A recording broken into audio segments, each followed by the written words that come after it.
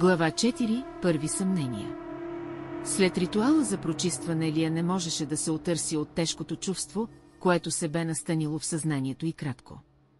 Няколко дни подред тя се улавяше, че мисли за странното поведение на останалите членове, за скритите ритуали и за тъмните нотки в проповедите на Алексей, които досега беше приемала за просветляващи. Една вечер, след поредната среща за извисяване, Лия реши да остане още малко в залата, след като всички се разотидоха. Мислите й кратко бяха заети с въпросите, които я измъчваха, кой всъщност е Алексей. Какво е скритото значение на думите му? Защо се усещаше напрежение между членовете, макар на пръв поглед да изглеждаха единни? Докато вървеше по коридорите, Лия забеляза, че няколко души се бяха събрали в една от стаите, от която се чуваше приглушено шепнене. Тя спря, оглеждайки се наоколо, преди да се приближи достатъчно, за да чуе разговора. Той каза, че трябва да сме подготвени, прошепна един от гласовете с треперещ тон. Не може да се върви назад. Вече няма път назад. Лия потръпна, но остана да слуша. Втори глас, този път на жена, тихо каза, ние сме тук, защото избрахме това, защото ни е дадено място в възвишение. Не забравяйте, че никой няма да ни разбере отвън. Но понякога се питам дали това е правилният път, прошепна първият глас. Имам чувството, че нещо ни манипулира. Лия отстъпи назад с ускорено сърце. Слушането на подобни думи от самите членове я накара да осъзнае, че не е сама в съмненията си. Нещо наистина не беше наред. Думите на Алексей за свобода и просветление звучаха все по-кухо в ушите и кратко. В следващите дни Лия реши да наблюдава членовете отблизо. Започна да забелязва дребни детайли, как някои хора се страхуваха да говорят свободно, как избягваха директния поглед на Алексей, как ръцете им понякога трепереха по време на ритуалите. Някои от тях дори се бяха отказали от семействата и приятелите си, посветени изцяло на учителя. Една вечер, когато Лия беше сама в стаята си, до нея достигна тихо почукване. Тя отвори вратата и пред нея стоеше младата жена от порано, тази, която беше чувала да споделя своите съмнения. Мога ли да вляза?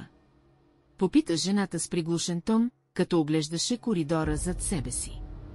Лия кимна и я пусна вътре, чувствайки как напрежението я завладява.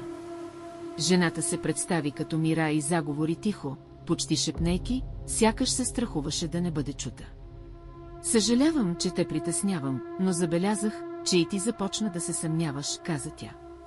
Трябва да ти кажа нещо важно. Нещо, което учителят иска да скрие от всички нас. Лия замръзна, вперила поглед в лицето на Мира. Какво има предвид? Попита тя тихо, усещайки как пулсът и кратко се ускорява. Възвишение не е това, което изглежда, започна Мира. Алексей ни манипулира. Не е просто духовен водач. Неговата сила. Тя идва от нещо тъмно, нещо, което не е от този свят. Лия слушаше с ужас, докато Мира продължаваше. Тя и кратко разказа за ритуалите, които се провеждаха в най-дълбоките стаи на сградата, тайни церемонии, които само най-преданите членове можеха да видят. Алексей не само проповядвал за просветление, той провеждал тъмни обреди, в които призовавал сили, които никой не можел да разбере напълно. Но защо никой не се противопоставя? Попита Лия с ужас в гласа си. Повечето от нас сме твърде оплашени или просто сме се отказали от всяка връзка с външния свят, отговори Мира с тежка въздишка. Алексей е успял да накара всички да вярват, че навън няма нищо, което може да им предложи това, което възвишение предлага. Но има и такива, като теб и мен, които започваме да виждаме истината. Лия осъзна, че това не беше просто място за духовно израстване. Тя бе в капан и нещо мрачно стоеше в центъра на всичко. Глава 5. В капана на мрака.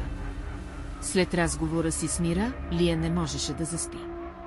Думите й кратко отекваха в съзнанието и кратко, сякаш и кратко нашепваха, че не просто се е включила в духовно общество, а е попаднала в мрежа от зловещи сили.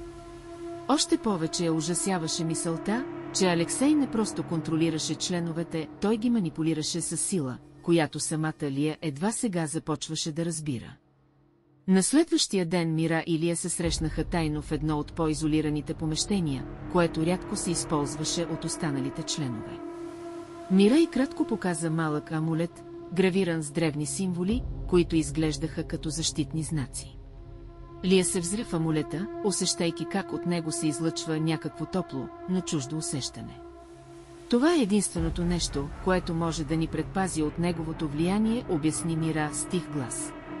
Аз го намерих случайно в архива на култа. Има легенда, че тези символи могат да отблъскват тъмни сили. Не съм сигурна колко е вярно, но досега ме е защитавал. Затова исках да ти го дам, Лия. Но защо ми го даваш? Попита Лия, леко разколебана, но и благодарна за доверието на Мира. Ти имаш волята да се освободиш. Виждам, че си силна, дори когато Алексей опитва да те подчини, прошепна Мира. Трябва да се пазиш, защото Алексей може да усети, когато някой е извън неговия контрол. Лия взе амулета и го пъхна в джоба си, усещайки странна смесица от страх и решителност. В следващите дни тя започна да го носи с нея, скрито под дрехите, и да се държи предпазливо, сякаш всеки момент можеше да бъде наблюдавана. Алексей започна да я наблюдава с по-остър поглед, като че ли усещаше промените в нея. Тя разбра, че той подозира нещо, но нямаше намерение да се предаде. По време на поредния ритуал за прочистване, Лия почувства внезапно натежаване на въздуха. Членовете на възвишение седяха в кръг около нея, а Алексей стоеше в центъра, като водеше със своя хипнотизиращ глас. Лия усети, че нещо не беше както преди. Думите на Алексей сякаш бяха натежали с по-силна енергия, която се опитваше да пробие защитата на амулета. Тя стисна амулета под дрехите си, усещайки как силата на символите сякаш и кратко помагаше да запази яснотата на мислите си.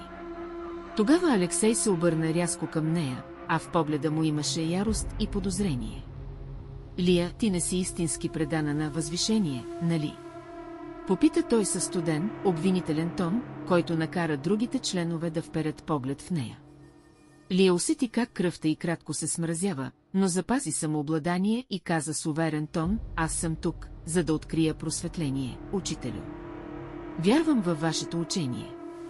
Алексей се вгледа в нея още миг, после се усмихна мрачно. Ще видим, промълви той, преди да се обърне към останалите и да продължи ритуала.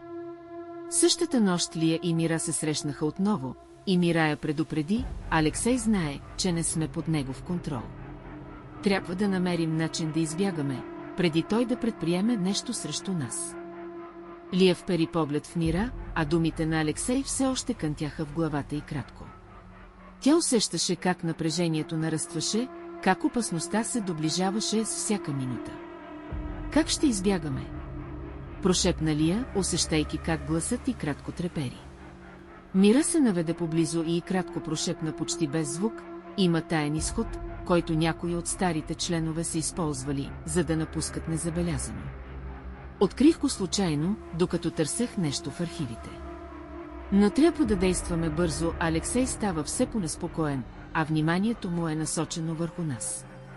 Лия кимна, усещайки как сърцето й кратко бие лудо. Имаше чувство, че всяка секунда можеше да е последната им възможност да се спасят. Кога? Прошепна тя. Утре през нощта. Ще се промъкнем в задния коридор. Там има стълбище, което води към един заключен вход. Аз успях да намеря ключа, каза Мира, показвайки малък, стар ключ, който сякаш носеше тайни от десетилетия. Но ако ни хванат... Прошепна Лия, стиснала ръката на Мира за подкрепа. Няма да ни хванат. Алексей не знае, че съм намерила изхода. Всичко, което искам, е да се измъкнем далеч от това място завинаги. Ако останем тук, той ще намери начин да ни подчини, да ни превърне в част от тази тъмнина, прошепна Мира с твърдост, която вдъхна кораж на Лия. Лия погледна приятелката си, усещайки колко много риск поемаха и двете. Но изборът беше ясен, или да се опитат да избягат и да се освободят, или да останат завинаги в капана на възвишение, подвластни на волята на Алексей. Утре в полунощ, прошепна тя, а в погледа й кратко проблясна решителност, която нямаше да бъде лесно сломена.